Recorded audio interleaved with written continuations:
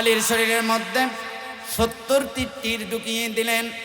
আল্লাহর রসুলের সাহাবী আলীর শরীর থেকে যখন তীরগুলো বাহির করার জন্য সাহাবীরা টান দিছে, আলী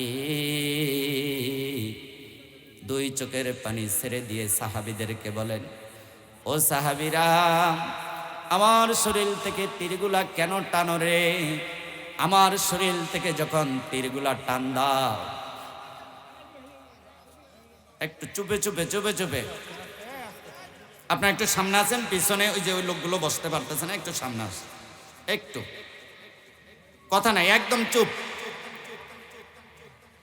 আল্লাযীনা হুম ফি সালাতিহিম খাশিউন, মুমিন হলো তারা যারা তাদের নামাজটা আদায় করে খুশুখুজুর সাথে। সাহাবী আলী রাদিয়াল্লাহু তাআলা আনহুর শরীরে 70টি তীর। বন্ধুরা, সাহাবীরা যখন আলীর শরীর থেকে তীরগুলা বাহির করবেন, আলীর শরীর থেকে তীর ধরার সাথে সাথে আলী চিৎকার দিয়ে বলে, সাহাবীরা, আমার শরীর থেকে যে তোমরা তীরগুলা বাহির করো, আমার কলিজাটা পর্যন্ত আঘাত লাগে রে সাহাবীরা। তীরগুলা টানিস না রে সাহাবীরা, কলিজাটা বের হয়ে যায়। আমার ভাই, আমার বন্ধুগণ, আল্লাহর নবীর কাছে সাহাবীরা গেলেন, ইয়া রাসূলুল্লাহ, আপনার সাহাবী আলী শরীরের মধ্যে 70টি তীর বিদ্ধ হয়েছে। এই 70টি তীর আলীর শরীর থেকে বের করতে গেছিলাম, তীর ধরে টান দেওয়ার সাথে সাথে আলীর দুই চোখ দিয়ে পানি পড়ছে আর কান্না করছে। নবীজি বলেন, সাহাবীরা, আমার আলীর শরীর থেকে যদি তীরগুলা বাহির করতে হয় একটা সময় আছে। সাহাবীরা বললেন, ইয়া রাসূলুল্লাহ, সময়টা কি? নবীজি বললেন, আমার আলী যখন সিজদায় চলে যাবে, আলী সিজদা অবস্থায় যখন বলবে সুবহানা রাব্বিয়াল আলা, আমার আলী আল্লাহর সাথে কথা বলবে, আর তোমরা তোমাদের শরীর, আলীর শরীর থেকে একটা একটা করে তীর বাহির কইরা ফেলাইবা। আলী টের পাইবে না কখন আলীর শরীর থেকে তোমরা তীর বাহির করে ফেলেছ। আমার ভাই, আমার বন্ধুগণ, এটা হলো খুশুখুজু। তাহলে ওই জান্নাতে যদি যেতে হয়, এই খুশ করা লাগবে কি লাগবে না? শুধু নির্বাচন যখন আইয়ে তখন নামাজ 5 ওয়াক্ত, নির্বাচন চইলা গেলে হুজুরের পাছা পাছায়া এরকম কর্মী, এরকম সৈনিক আল্লাহর দরকার নাই। দরকার আছে? আল্লাহ তো সেই আমলটাকেই বেশি পছন্দ করেন যেই আমলটা সদা সর্বদা হয়। ওই আমলটা আল্লাহ সুবহানাহু ওয়া তাআলা বেশি পছন্দ করেন। 2 নম্বরে মুমিনের গুণ হলো আল্লাযীনা হুম লিযাকাতি ফাইলুন। তোমরা যারা টাকা পয়সাওয়ালা আছো, অর্থকড়ির মালিক আছো, তোমাদের অর্থকড়ি তোমাদের নয়, এই অর্থকড়ি টাকা পয়সার মালিক কে? আরো জোরে কে? এই টাকা পয়সা অর্থকড়ির মালিক হলেন আল্লাহ। আল্লাহ তোমাদের উপরে বছরে একবার যাকাত ফরজ করেছেন। এই যাকাত যদি তোমরা আদায় করো, তোমরা মুমিন হিসাবে স্বীকৃতি পাইবা, আর কাল কিয়ামতের ময়দানে ওই জান্নাতে যেতে পারবা। 3 নম্বর, ওয়াল্লাযীনা হুম আনিল লাগবি মুরিদুন।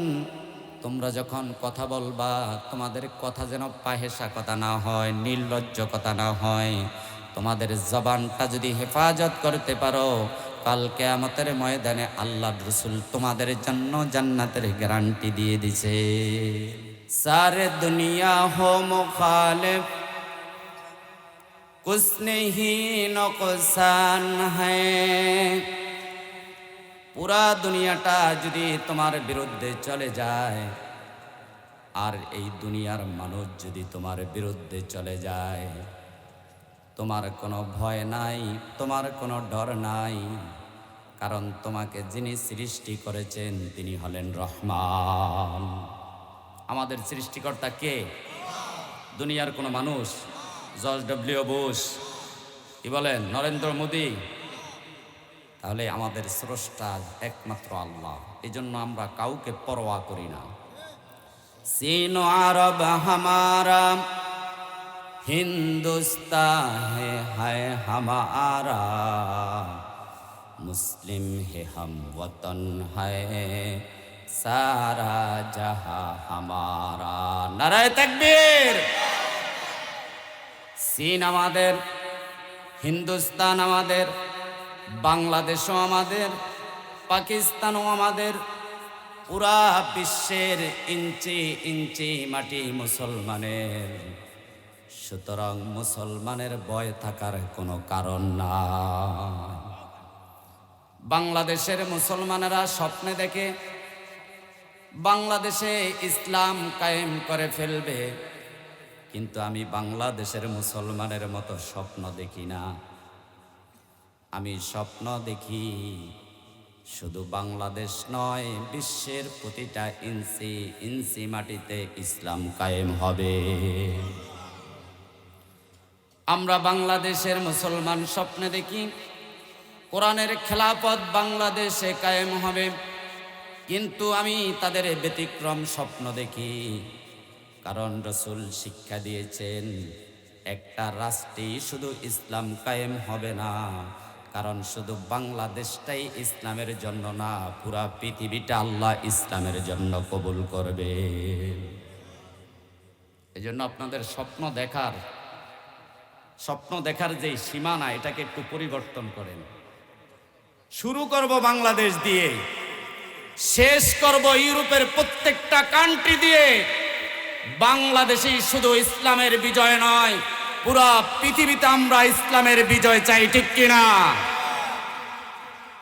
আমরা চাই হিন্দুস্তান মুসলমানের জমিন কাফেররা দখল করে রেখেছে, মুসলমানের জমিকে উদ্ধার করে হিন্দুস্তানের পার্লামেন্ট ও কোরআনের পতাকা তারা উড্ডীন করবে।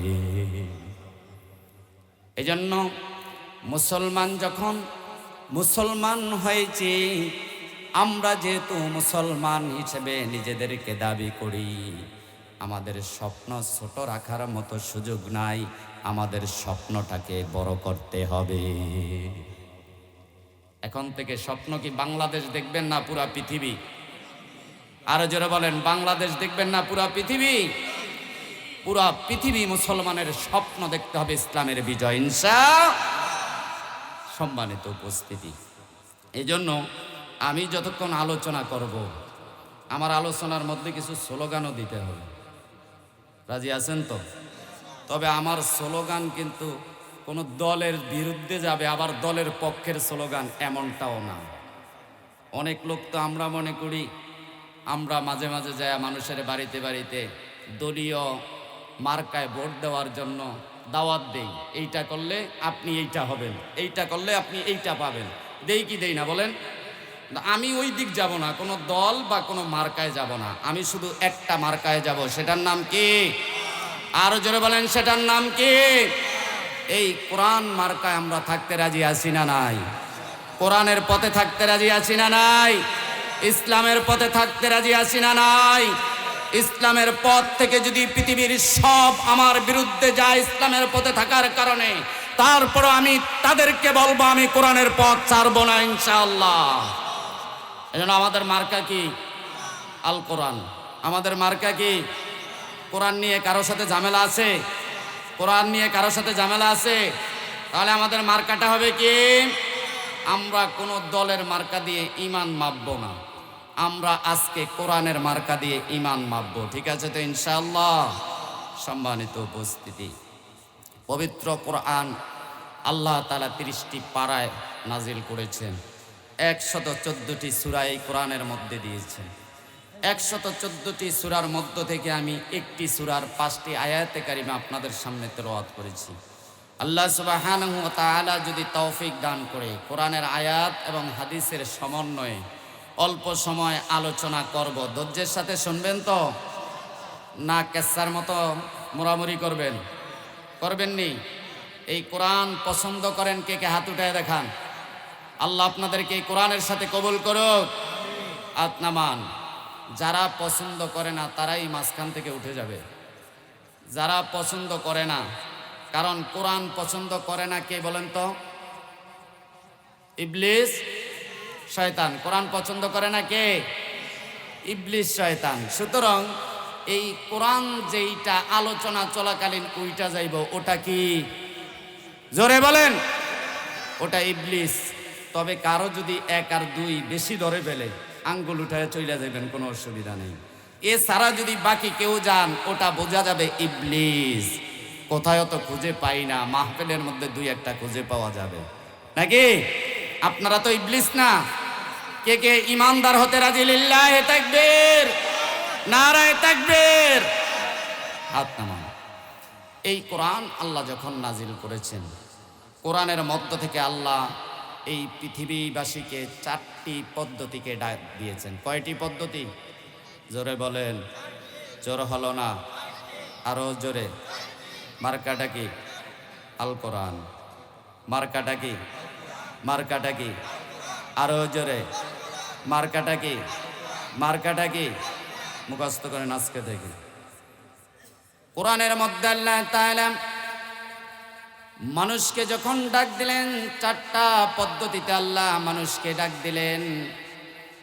1 নম্বরে বিশ্ব নবী মুহাম্মদুর রাসূলুল্লাহ মক্কা মুকাররমার মানুষগুলোকে যেই দিন ডাক দিলেন, ইয়া আইয়ুহান নাস কুলু লা ইলাহা ইল্লাল্লাহ। হে মানুষ, তোমরা পড়ো আল্লাহ ছাড়া কোনো ইলাহ নাই। এটা কি কোনো দলের কালিমা? জামাত ইসলাম লাগো, চরমনাই লাগো, খেলাফত লাগো, মাইজবান্ডার লাগো, আওয়ামী লীগ লাগো, বিএনপি লাগো, সবার? কি বলেন, সবার না? সেদিন রাসূল সর্বপ্রথম ডাক দিলেন, ইয়া আইয়ুহান নাস, হে মানুষেরা। মানুষ বলতে এখানে মুসলমানদেরকে আলাদা করা হয় নাই, হিন্দুদেরকে আলাদা করা হয় নাই, খ্রিস্টানদেরকে আলাদা করা হয় নাই, ইহুদিদেরকে আলাদা করা হয় নাই। অর্থাৎ বিশ্ব নবী মুহাম্মদুর রাসূলুল্লাহ প্রত্যেককে একটি বাক্য ডাক দিয়েছিলেন, ইয়া আইয়ুহান নাস, হে মানুষেরা। কুলু লা ইলাহা ইল্লাল্লাহ, তোমরা পড়ে নাও আল্লাহ ছাড়া কোনো মাবুদ, জোরে বলেন, আল্লাহ ছাড়া কোনো মাবুদ নাই। ঠিক না? যখন রাসূল বিশ্ববাসীকে এই শব্দ বলে ডাক দিয়েছিলেন, তখনও মক্কা মুকাররমার মধ্যে 360টা মূর্তি আছে না নাই? জোরে বলেন, আছে না নাই?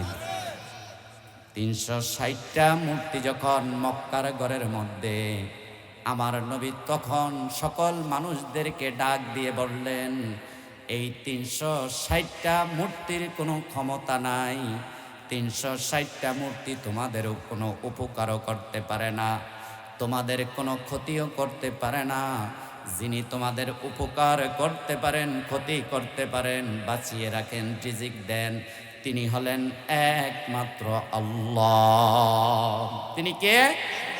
তিনি হলেন একমাত্র আল্লাহ। সুতরাং সর্বপ্রথম এই কোরআন মানুষদেরকে ডাক দিয়েছেন নাজ বলেন। যখন আমার নবী বিশ্ববাসীকে নাজ বলে ডাক দিলেন, এই বিশ্ববাসীর মধ্য থেকে একদল মানুষ রাসূলকে নবী হিসাবে গ্রহণ করে কালিমা পড়ে মুসলমান হয়ে গেছেন। আরেক দল মানুষ আল্লাহর রাসূলের বিরোধী হয়ে গেছেন, ঠিক কিনা? একদল মানুষ রাসূলের সাহাবী হয়ে গেছেন কালিমা পড়ে, আরেক দল মানুষ রাসূলের বিরোধী হয়ে গেছেন, রাসূলের দুশমন হয়ে গেছেন। যেই মানুষগুলো আমার নবীর দুশমন হয়েছেন, সেই মানুষগুলো গতকালকেও আমার রাসূলকে বাড়িতে দাওয়াত দিয়ে খাওয়াইতেন। যেই মানুষগুলো আমার রাসূলের দুশমন হয়ে গেছেন, সেই মানুষগুলো গতকালকে আমার রাসূলকে আলামিন ডাকতেন। আমার রাসূলের বিরুদ্ধে যারা হয়ে গেছেন, সেই মানুষগুলো গতকালকেও আমার রাসূলকে আমানতদার বলতেন। আমার রাসূলের বিরোধী যেই মানুষগুলো হয়ে গেছেন, সেই মানুষগুলো গতকালকেও আমার রাসূলের বন্ধু ছিলেন। আজকে আমার রাসূলের শত্রু হওয়ার একটাই কারণ, আমার রাসূল বলেছিলেন আল্লাহর ক্ষমতা ছাড়া কারো ক্ষমতা নাই, আল্লাহ ছাড়া কোনো ইলাহ নাই, আল্লাহ ছাড়া কোনো মালিক নাই। তোমরা যে 360টি মূর্তির পূজা করতেছ, এই 360টি মূর্তির কোনো ক্ষমতা নাই। সব ক্ষমতার মালিক কে? জনগণ। কে? সব ক্ষমতার মালিক কে? সব ক্ষমতার মালিক হলেন আল্লাহ। কোন ইসলামী দল যদি বলে সব ক্ষমতার মালিক জনগণ, তার ঈমান থাকবে না। কারণ সব ক্ষমতার মালিক মুসলমান হিসেবে একমাত্র আল্লাহকেই গ্রহণ করতে হবে, ঠিক কিনা? আবার ভাই আমার বন্ধুগণ, তাহলে আমার রসুলের বন্ধুগুলো শত্রু হয়ে গেছেন যখন তাওহীদের দাওয়াত দিয়েছেন, যখন ইসলামের দাওয়াত দিয়েছেন। আমার নবীর বন্ধু ও নবীর শত্রু হয়ে গেল। নবীর কাছের মানুষটাও নবীজির শত্রু হয়ে গেল। নবীর বংশের মানুষটাও নবীজির শত্রু হয়ে গেল। নবীজির আপন মানুষটাও নবীজির শত্রু হয়ে গেল। শুধুমাত্র নবীজি বলেছিলেন লা ইলাহা ইল্লাল্লাহু মুহাম্মাদুর রাসূলুল্লাহ।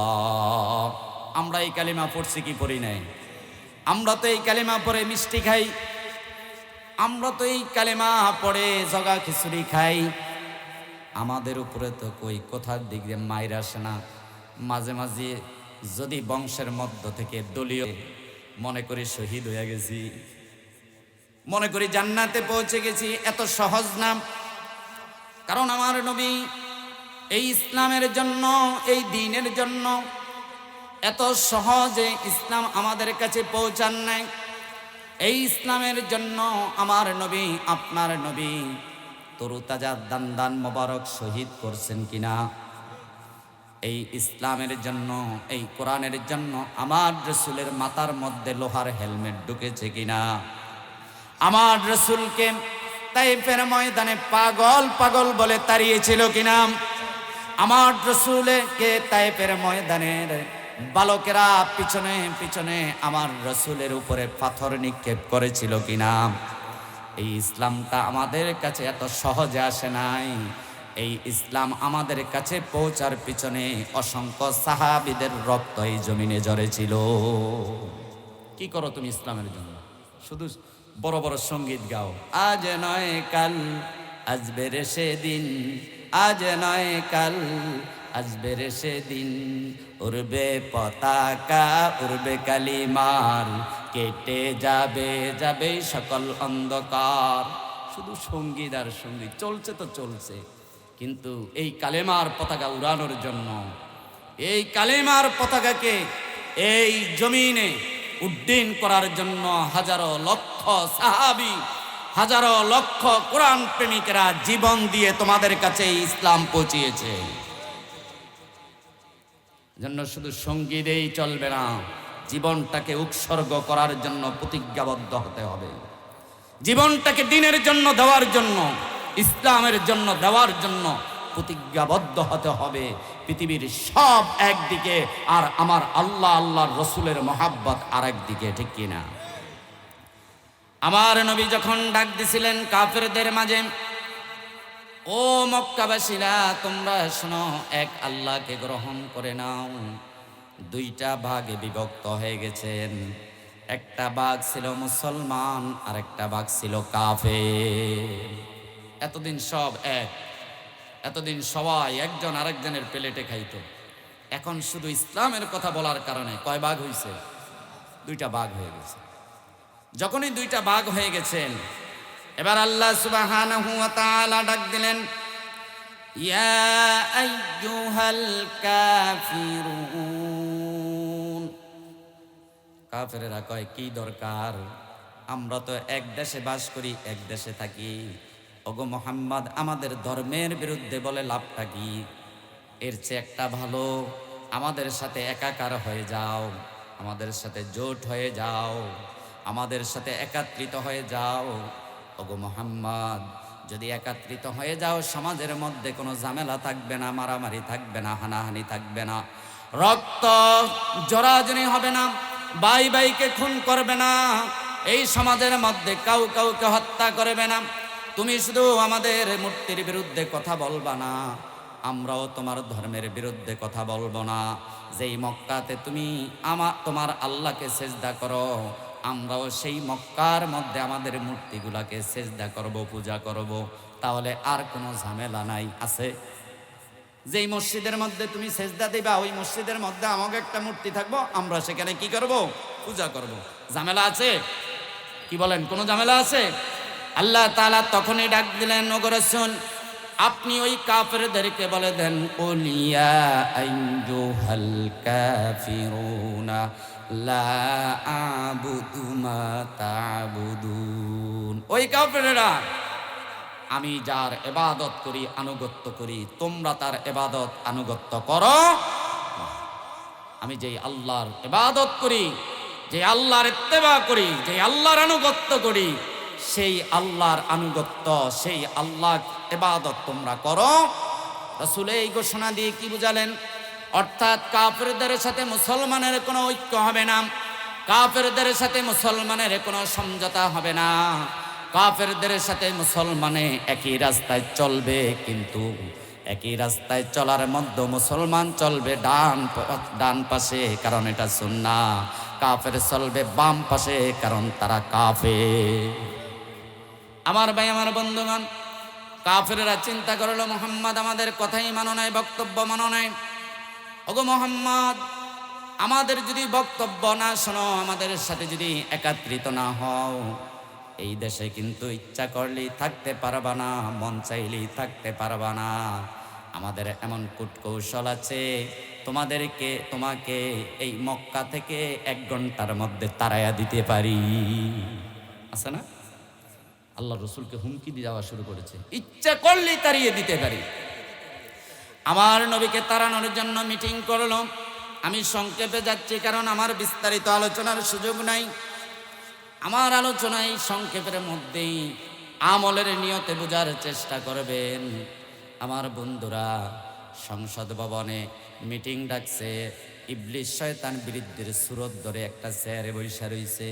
কাফেরদের নেতারা জিজ্ঞেস করে, তুমি কোথা থেকে আইছো? তোমারে তো চিনি না। কয়, তোমাদের মিটিংয়ের খবর পাইছি, আমার কাছে ভালো ভালো বুদ্ধি আছে, এগুলা দেওয়ার জন্য আসছি। ঠিক আছে, তাহলে বসেন। মুরব্বীদেরকে তো সবাই জায়গা দেয় নাকি? কত মুরব্বী, মাফ করবেন মুরব্বীরা, একটা কথা বলেনি, মুরব্বীদের মধ্যে ইবলিস ঢোকে বেশি। কেন ঢোকে জানেন? আপনি দেখবেন কোথাও বিচার হচ্ছে, সেখানে আপনি গেছেন, আপনাকে সবাই চেয়ারটা ছেড়ে দিবে, কিন্তু আপনার ভিতরে ইবলিস বসে আছে। কিভাবে এখানে বিচারটা সমাধান না হয়, এখানে কিভাবে আরেকটা প্যাচ লাগানো যায়, কারণ মুরব্বীদের কথা সবাই গ্রহণ করে। এজন্য ইবলিস এদের উপরে ভর করে বেশি। ইতিহাস যদি কোনো একদিন সুযোগ হয়, আরেকদিন আপনাদেরকে এটা বলবো, ইবলিস কিভাবে বিরুদ্ধদের উপরে ভর করে। এই একটা উদাহরণ, যে আল্লাহর রসুলকে মক্কা থেকে বের করে দিবে, এই জন্য ইবলিস আইসা চেয়ারে বসছে। এবার বলে, আমি হলাম নজদি বংশের লোক, ভালো ভালো আমার কাছে বুদ্ধি আছে। আমি তো শুনেছি মুহাম্মদকে মক্কাতে থাকতে দিবা না, বের করে দিবা। সুন্দর সুন্দর বুদ্ধি আছে, আমারে তারায়ও না, আমাকে বসাও। বলে, বসেন তাহলে।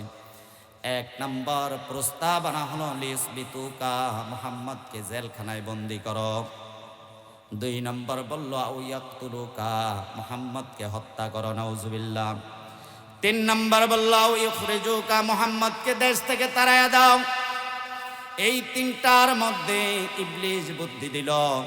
এই 3টার মধ্যে সবচেয়ে শ্রেষ্ঠ হলো, মুহাম্মদকে যদি পৃথিবী থেকে বিদায় করে দিতে পারো, তোমরা সাকসেস হয়ে যাইবা। আমার ভাই, আমার বন্ধুগণ, কেন শয়তান বুদ্ধি দিল, জেলখানায় যদি ঢুকাও, জেলখানা থেকে একদিন বের হয়ে যাবে। আর এক দেশে যদি তাড়ায়া দাও, ওই দেশে থাইকা এই দেশ বিজয় করে ফেলবে, যেমন মদিনাতে থাইকা মক্কা বিজয় করেছিল কিনা। আরেক দেশে যদি পাঠায় দাও, তাহলে কিন্তু একদিন ক্ষমতা তাদের হাতে চলে যাবে।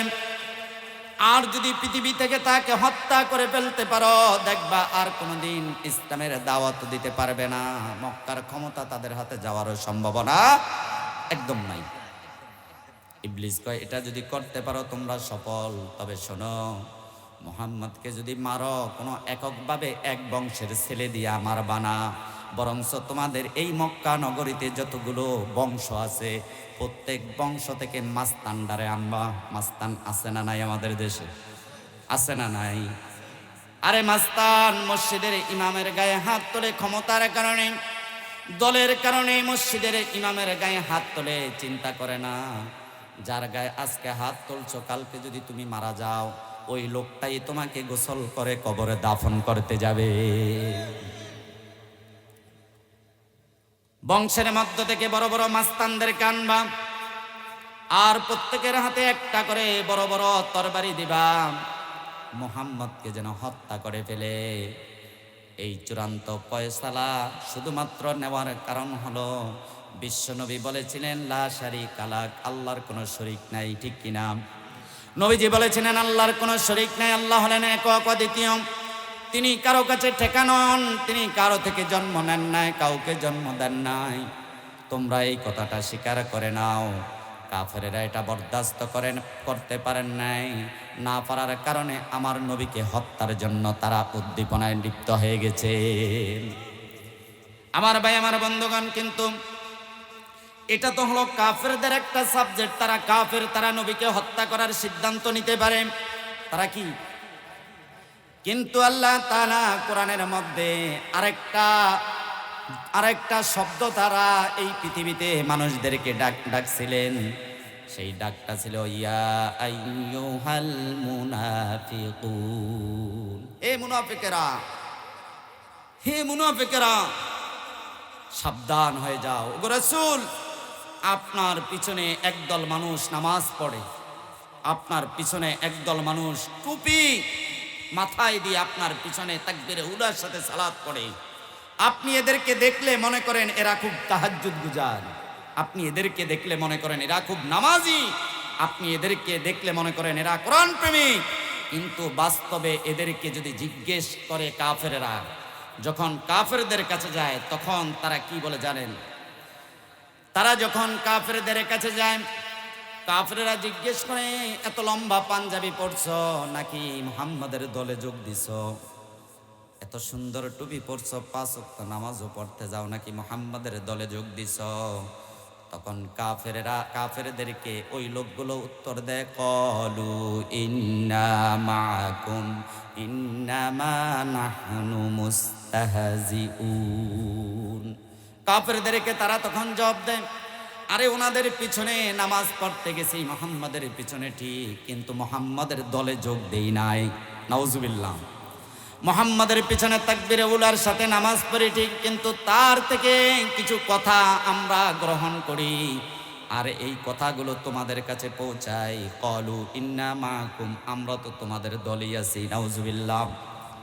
এদের চেহারা সুরত একরকম, শরীরের পোশাকাদি একরকম, আর অন্তর হলো আরেক রকম। এদেরকে বলা হয় মুনাফিক, অর্থাৎ নাফাক, প্রতারক, ভণ্ড। এদেরকে বলা হয় মুনাফিক। আর এই মুনাফিক সম্পর্কে কঠিন বার্তা কোরআনের মধ্যে দেওয়া হয়েছে। যারা তোমরা আমার রাসূলের পিছনে একরকম আর আমার রাসূলের কাছ থেকে দূরে যায় তোমাদের কার্যকলাপ, তোমাদের চলাফেরা আরেক রকম, শুনে নাও, তোমাদের ঠিকানা কাল কিয়ামতের ময়দানে আল্লাহর জাহান্নামের সবচেয়ে নিচে হবে। এরকম মুনাফিক আমাদের সমাজে আছে না? কম না বেশি? আপনাদের এলাকায় মনে নাই? আমার ভাই, আমার বন্ধুরা, তাহলে মুসলমানের মধ্য থেকে তৈরি হয়েছে মুনাফিক। এজন্য আল্লাহ তাআলা সর্বপ্রথম নাস ডাকলেন, এরপরে কাফেরদেরকে আলাদা ডাক দিলেন, এরপরে মুনাফিকদেরকে আলাদা ডাক দিলেন। কারণ মুনাফিকদেরকে আল্লাহ ডেকেছেন, মুনাফিকের জন্ম হলো মুসলমানের মধ্য থেকে। মুসলমানের মধ্য থেকে মুনাফিকের জন্ম। আজকে আমরা জানবো মুমিন কারা আর মুনাফিক কারা। এই কোরআনের সূরা মুমিনুন পড়ার মূল কারণ হলো আমরা এখানে যারা বসেছি এদের মধ্যে এক ধরনের মানুষ হলো মুমিন, আর এক ধরনের মানুষ টুপি পাঞ্জাবি সব কিছু ঠিক আছে, কিন্তু এরা হলো মুনাফিক। সকালবেলা বলবেন হুজুর ওই মুনাফিক তো একটাও চিনলাম না। আমরা তো সব দেখি, ডান দিকে চাইলো মুসলমান, বাম দিকে তাকাইলো মুসলমান। আমার ভাই, আমার বন্ধুগণ, একটু স্লোগান দেন।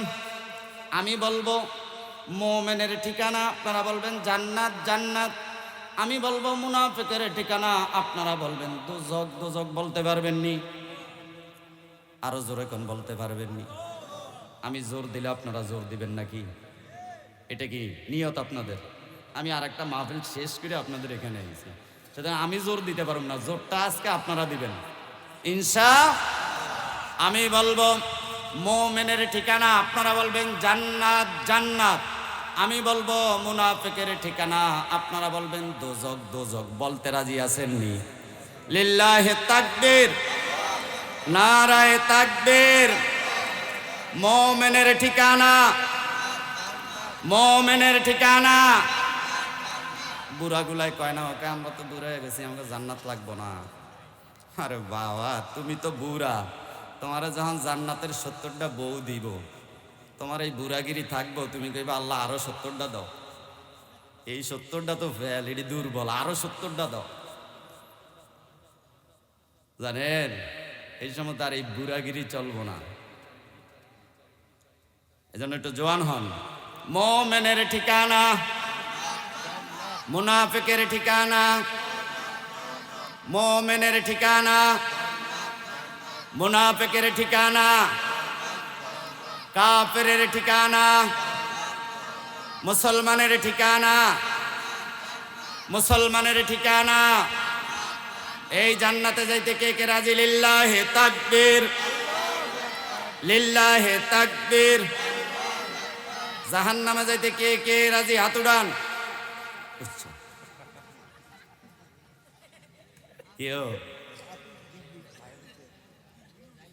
আমার ভাই, আমার বন্ধুগণ, তুমি যদি জান্নাতে যেতে চাও, এতক্ষণ যে চিল্লাইছো জান্নাত জান্নাত, এই জান্নাতে যদি যেতে হয় তোমার মধ্যে কিছু চরিত্র থাকা লাগবে, গুণ থাকা লাগবে। এই গুণগুলা নিয়ে আমি এখন আলোচনা করব ইনশাআল্লাহ। সময় আছে মাত্র 12 মিনিট, আল্লাহ যদি বাঁচায়। আমার ভাই, আমার বন্ধুরা, আল্লাহ সুবহানাহু ওয়া তাআলা বলেন, জান্নাতে যদি যেতে চাও, সফলতা অর্জন করতে যদি চাও, 1 নাম্বার তোমাদের মধ্যে একটা গুণের দরকার। আল্লাযীনা হুম ফি সালাতিহিম খাশিউন।